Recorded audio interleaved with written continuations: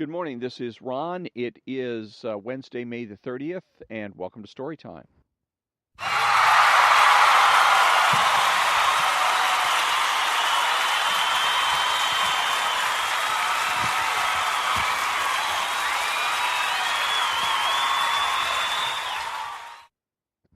And thank you, thank you, thank you. Again, this is Ron, your host. You're the only true conservative in the United States of America because I'm the only one that's conservative because I say I am rather than because the Democrats say I am.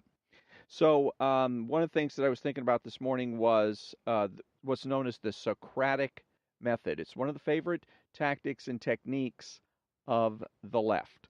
The one of the things, if you want to defeat the left in your life, whether it's your family members, your friends, your coworkers, then you need to figure out what their tactics and techniques are of the left that these people are using and learn how to defeat them.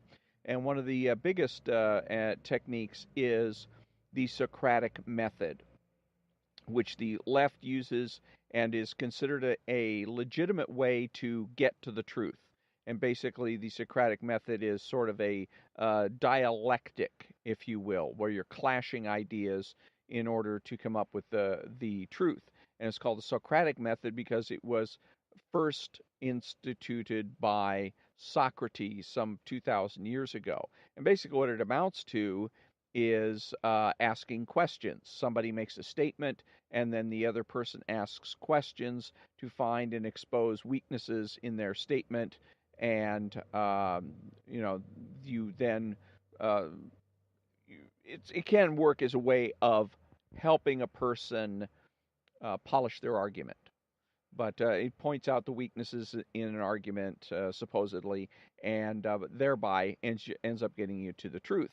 There's two problems with the Socratic Method and why it's BS as a legitimate debate tool. And that is that, number one, the person that's using the method has to pretend that they're neutral, that they have no skin in the game, they have no particular position on the subject at hand, which is not true. If they did, they wouldn't bother to argue if they didn't care. Second thing is that in order for the Socratic Method to work, there has to be parts or roles being played. And the person that's doing the questioning then is the questioner. And the people that are being questioned by things are the ones that make statements but not ask questions. So if you decide to, and you want to defeat this argument or this technique, then one of two ways. Either you confront the individual about being neutral, or you go ahead and refuse to play the role of statement maker, while the other person plays is the questioner or the interrogator, so to speak. A lot of times, socialism. Socrates started the Socratic Method with the idea of trying to find truth. He had his heart was in the right place. He had good intentions. The left has warped it and uses it for destructive purposes, to illustrate the idea that debates and arguments are useless and that we shouldn't bother with them. We all know what we want, and that's socialist paradise. So we should just get busy about the work of creating socialist paradise and not spend any time arguing or debating. So, and then this is the technique they use to drive that point home. Now, what ends up happening and what has ended up happening, and again, this illustrates the consequences of using a technique like this that is fundamentally unsound, is that nobody wants to play the role of statement maker. And so what it would to give you an example, let's say a radio show host, talk show host, such as myself, and let's say I come out and make a bold statement that Roe v. Wade, or let's use something I really go for, and that is that police unions are all public employee unions are corrupt. They have an inherent conflict of interest, therefore they're corrupt, and so they should be decertified immediately, and all of the employees should be made civil servants. So I've made a bold statement here. Now, what the left likes to do and has basically brainwashed most of America into doing is then calling up. I'll get phone calls or should get phone calls from people that will now then hit me with questions that begin usually with, what about? Well, you say XYZ, right? Well, what about this? What about that? And so they try to bring up items that might be exceptions to the rule, and or they'll use other ones, but usually it's they try to find some exceptions in order to get you to modify your statement or basically admit that you're wrong about what you're talking about. So the way to deal with it with a what about statement is you can ask them the question right back to them. So if I come out and I say, what about, or I say police officer unions and all public employee unions should be decertified, well, what about the fact, what about making money? What about the fact that the unions are helping these folks to make a decent living, pay raise their families and put their kids through college, et cetera, et cetera? What about that? What's going to happen to that if it goes civil servant? And so then the question then would just get turned back on the person using the technique with, I don't know, you tell me what would happen. And that's the way basically to deal with that situation.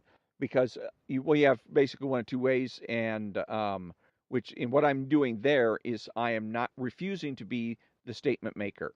Their idea is they ask me the question, I answer the question, then they ask me another question, I answer that, then they ask me another question, I answer that, and basically they end up wearing me down. I end up getting frustrated, and eventually you get to the point where you decide, I'm not going to say anything anymore.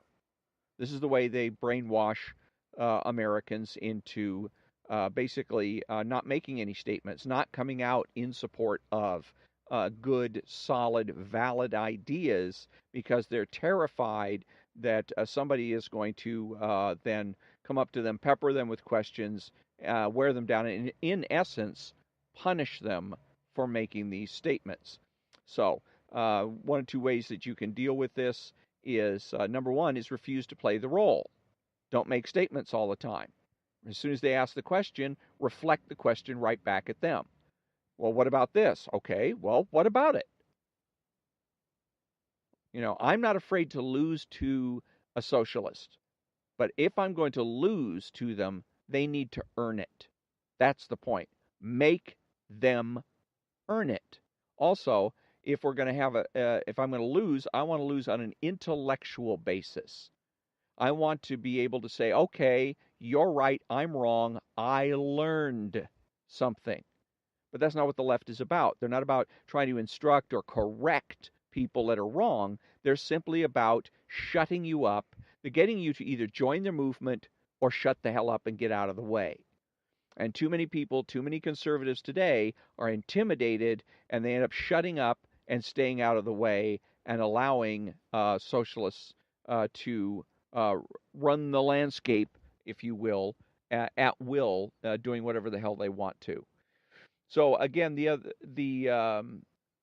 I'm trying to remember the second part of the second weakness. Well, first, that's another one you can do is then first is you can say to them, reflect the question back at them.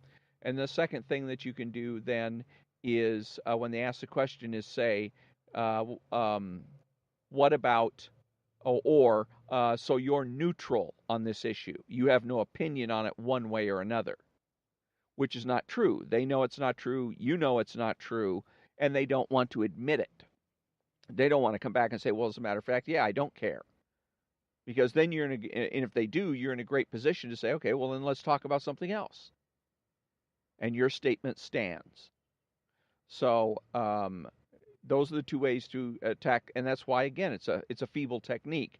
Their better way of doing it is to ascertain what facts that I'm using, what logic I'm using to reach the conclusion, and then attempt to um, find out whether or not the facts that I'm using are correct, whether or not the logic I'm using is valid, and make their corrections or their critiques in that particular way. So, but like I said, it is a tactic and a technique that you're going to get. Too many people don't want to make statements these days. They want to wait for somebody else to make a statement and then go ahead and criticize it, usually in the form of questions. So they want to be the people that are in charge. Questioning also is an issue of power for the left. The left loves power, and it's more powerful to be asking questions than it is to be answering them. So that's why the left always likes, another reason why the left always likes to ask these questions. It puts them in control of the conversation.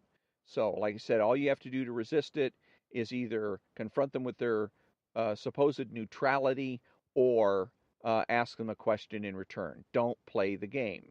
Don't sit there and say, well, gee, if he's asking me questions, I guess I've got to answer them. No, you don't. You don't have to. You just ask him the question. And remember also that tie goes to the conservative. Okay? Tie goes to the conservative.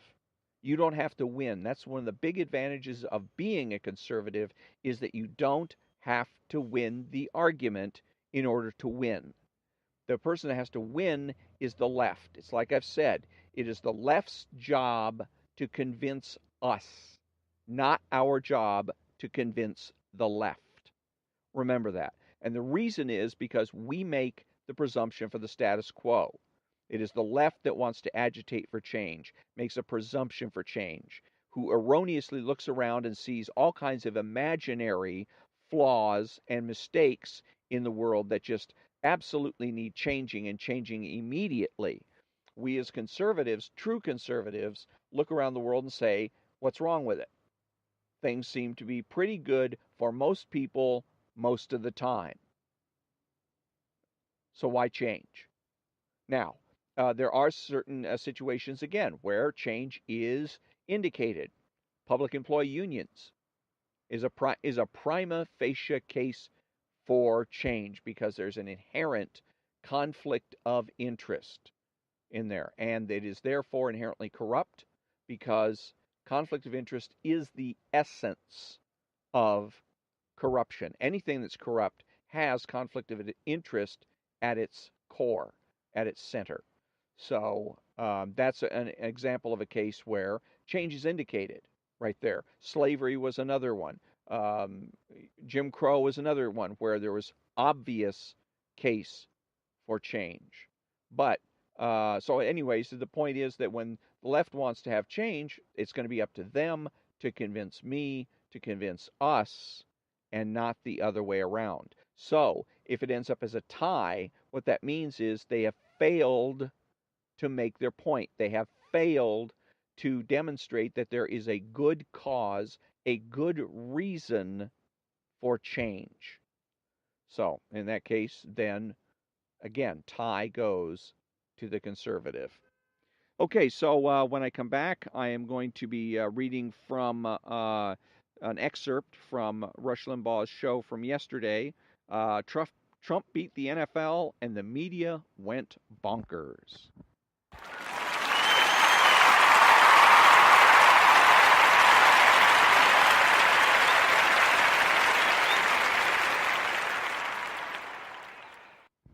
Okay, thank you, thank you. I'm back, and I'm going to be reading now some of the transcripts from Rush Limbaugh's radio show, and this particular segment is called "Trump Beat the NFL and the Media Went Bonkers."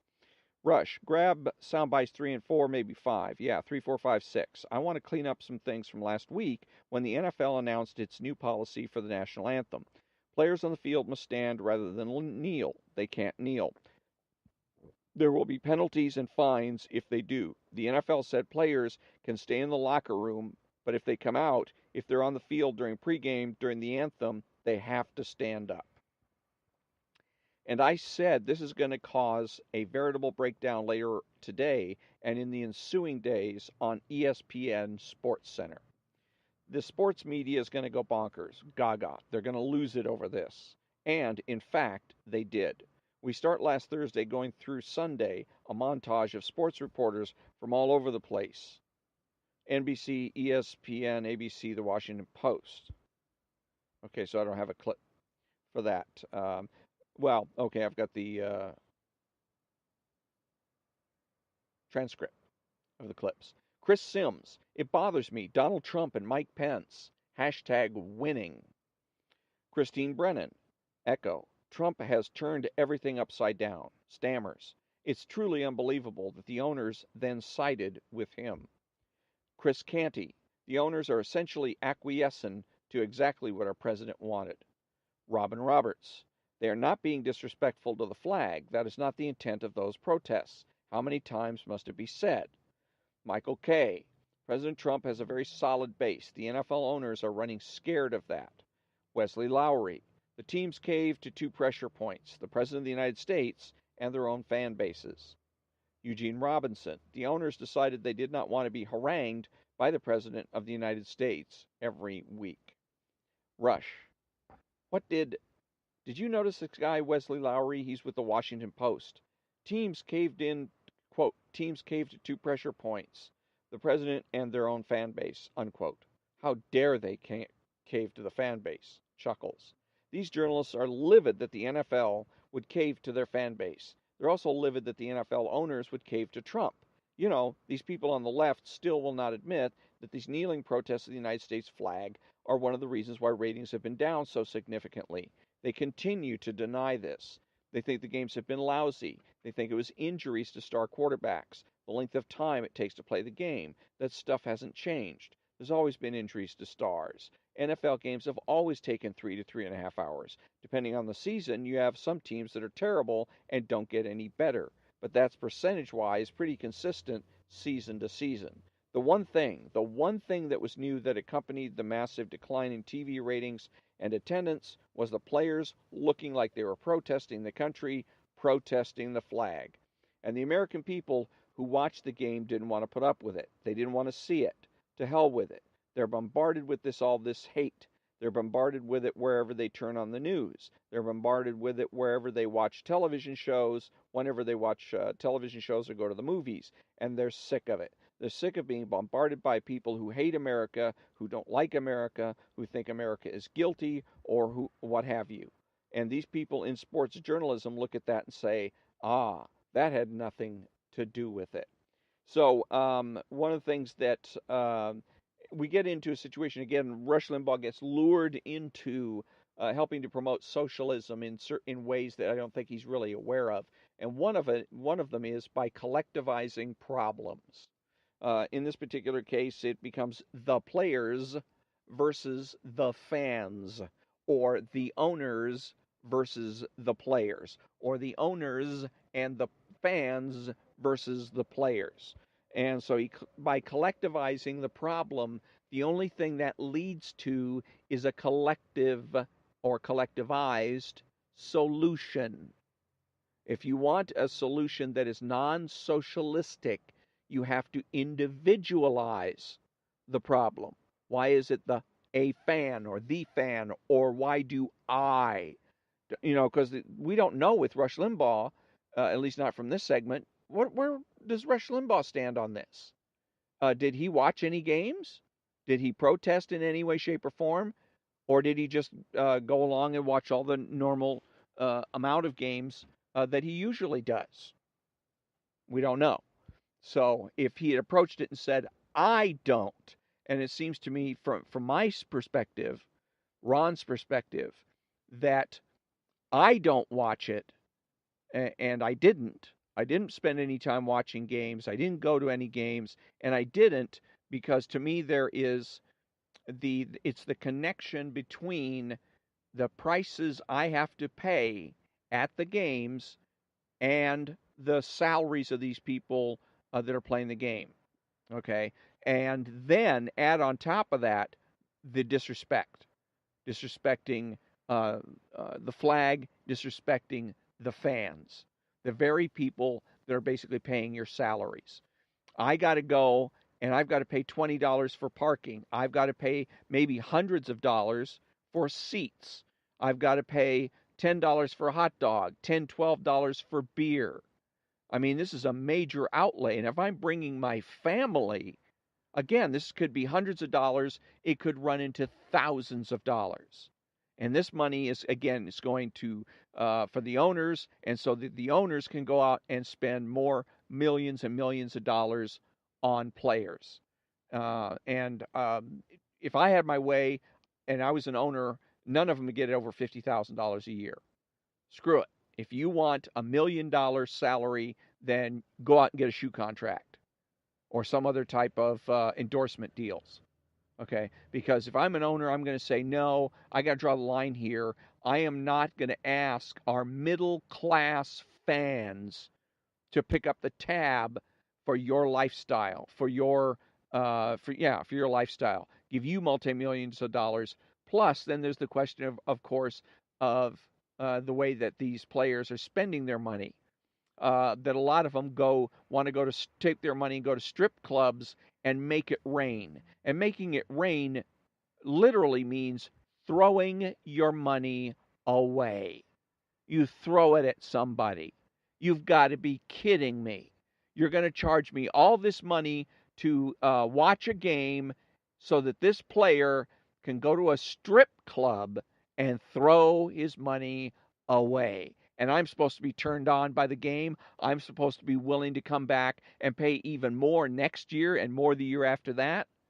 And what's even worse, I'm in Los Angeles. Look at the Lakers, one of the most expensive outings you can go to. Again, hundreds of dollars for seats, all the concessions, the parking. It's a fortune to go watch a Lakers game, and the Lakers are crap. They've been crap for the past, 4 or 5 seasons. You would think that if, again, it's an owner, the owners would say, okay, we don't have Kobe Bryant on the team anymore. We don't have Shaquille O'Neal on the team anymore. We don't have all these high-priced players. So why are you still charging me all this money to come and see the game? It seems to me that it should be on a sliding scale at the very least. I mean, if you really feel compelled that you're going to overpay these people, these players, then at least do it on a sliding scale. While the team is in the playoff hunt, while the team has a winning record, the prices go up. When the team sucks, like the Lakers do now, they suck from the ass up, then the prices go down. And they continue to go down for as long as they suck, and depending on how badly they suck. There should be, theoretically, get to a point where people should be able to get either free parking or maybe get free seats, 10-cent hot dogs or something like that. Because actually, after all, they're not playing like an NBA caliber team. They're playing more, probably not even as well as most college teams.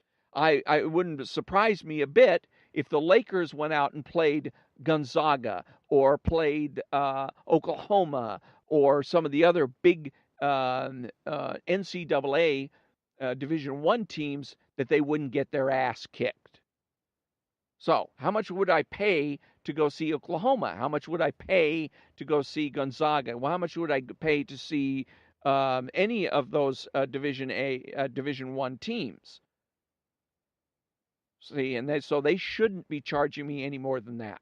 But actually, what they shouldn't be doing is they should have a cap, and it should be about $50,000. You want more than that, go out and get a contract. Okay, go out, and if people are foolish enough to go out and spend $200-$300 for a pair of shoes just because they have a likeness of their favorite star on it, fine. That's up to you. And then if the shoe company wants to go ahead and pay the player millions of dollars for the endorsement, again, that's between the player and the shoe company. But as far as the team is concerned, I shouldn't have to pay for these people's luxury lifestyle. And then on top of it, be insulted by the players at the same time, who not only basically spit in my face with their protest, but then tell me that they have a right to do so. Who they get outraged when I decide I don't want to participate. I don't want to get spit in the face, so I'm not going to come to the games. So and then they get outraged about it. Are you kidding me? Forget it. Okay, so when we come back, it's going to be I'm going to read from the New York City Cab Driver's Joke Book.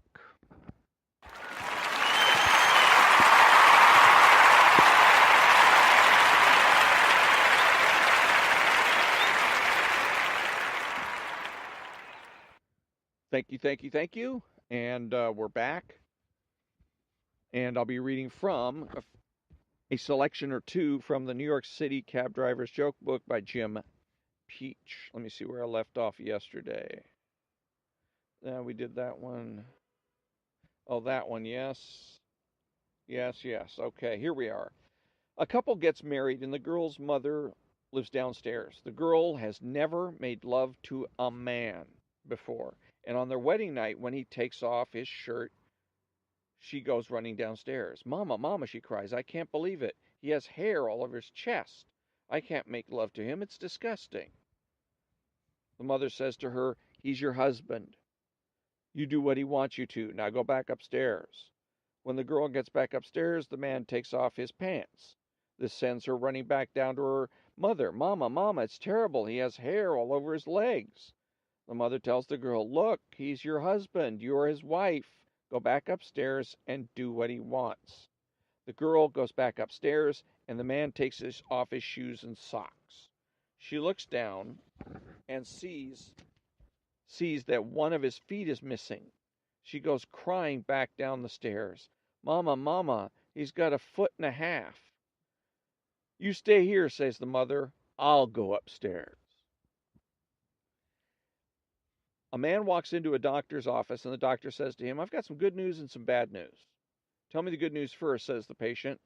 The good news is that your penis is going to be 2 inches longer and an inch wider, the doctor replies.